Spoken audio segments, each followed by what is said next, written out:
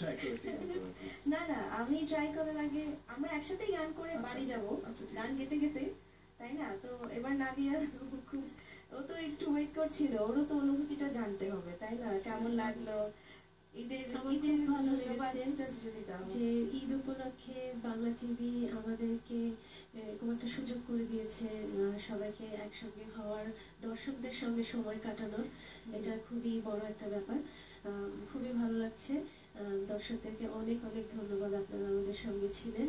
বাংলা টিভিকে অনেক অনেক ধন্যবাদ এত সুন্দর একটা অনুষ্ঠানের আয়োজন করার জন্য, এবং আমাদের মিউজিশিয়ান ভাইদেরকে অনেক অনেক ধন্যবাদ ব্রিলিয়েন্ট কাজ করার জন্য, এবং সঙ্গে সঙ্গে স্বপন ভাই, আর আমরা সবাই তো আছি।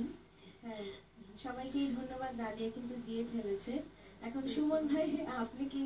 আচ্ছা, আমি আসলে যারা আমাদের ফোনে পাননি তাদের আসলে অসংখ্য ধন্যবাদ যে তারা ট্রাই করেছেন আমাদের জন্য, আমাদের পাননি। তো ইনশাল্লাহ আমরা নেক্সট টাইম ট্রাই করবো আরো ফোন আনসার করার।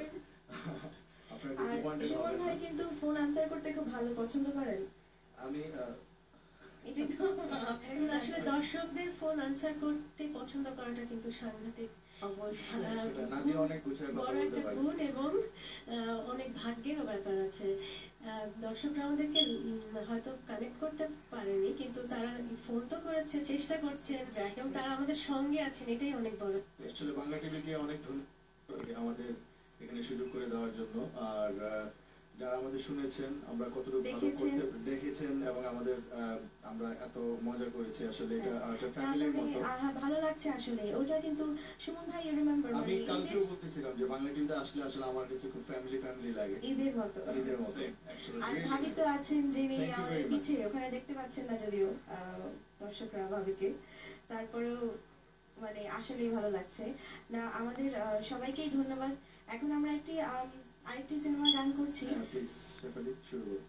আমরা এই আপনি আপনি আমাকে প্লিজ প্লিজ করছেন কেন? আমরা একসাথেই করে ফেলতে পারবো। আচ্ছা, গাবো।